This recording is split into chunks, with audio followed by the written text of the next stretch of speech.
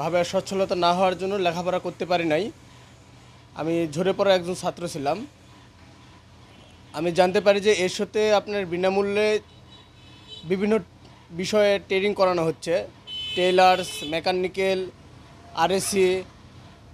তো আমি প্রকাশ করি আরএসি অর্থাৎ এসি ফ্রিজের কাজের বিষয়ে আমি আগ্রহ প্রকাশ করি এবং এখানে আমার 6 মাসের একটা ট্রেনিং করানো হয় Joypurhat advance refrigeration and electrical workshop থেকে।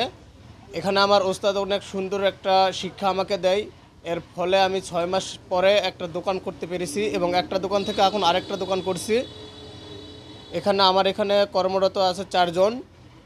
আমি নিজে উদ্যোক্তা হয়েছি এবং আরও 4 জনকে উদ্যোক্তা বানানোর চেষ্টায় আছি। বান্ডেল থাকলে প্রতি সেনমানিতে টাকা বাঁচবে। বিকাশ সেনমানি বান্ডেল কিনে জিতুন প্রতি লেনদেনে। আমি এসএসসি পরীক্ষার পরে কিছুদিন বেকারত্বই ছিলাম। এরপরে ঢাকায় গিয়েছিলাম। গার্মেন্টস সেক্টরে কাজ করার পরে কিছুটা সমস্যার কারণে বাসায় চলে আসি। এরপরে কিছুদিন বেকারত্ব কাটার কারণে ঘুরতে থাকি এবং পরে শুনি আমার মামা এসো থেকে প্রশিক্ষণ নিয়ে 2টা দোকান চালাইতেছে, এখানে এসি ফ্রিজের কাজ করা হয়।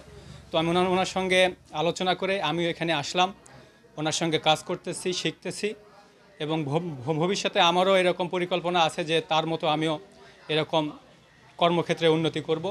আমি নাজিম ভাইয়ের দোকানে ফ্রিজের ইলেকট্রনিক কাজ করি। এখান থেকে আমার সংসারের বাড়তি কিছু আয় উন্নতি করতে পারতেছি। ইচ্ছা থাকলে যে উপায় হয় তার উজ্জ্বল উদাহরণ আমাদের নাজিম। কিছুদিন পূর্বেও সে হতাশায় ভুগছিল, কি করবে।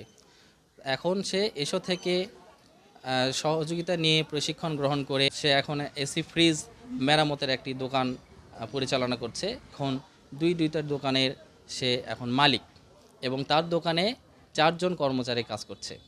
যারা ঝরে পড়া বেকার যুবক যুবতী আছে তারা কিন্তু এ ধরনের বিভিন্ন প্রশিক্ষণ গ্রহণ করে তারা নিজেরাও স্বাবলম্বী হতে পারে। ইচ্ছে আছে কিন্তু সামর্থ্য নেই, সেই সমস্ত তরুণ তরুণীদেরকে খুঁজে বের করছে এসো এবং খুঁজে বের করার মাধ্যমে তাদের নানান ধরনের প্রশিক্ষণ দিচ্ছে।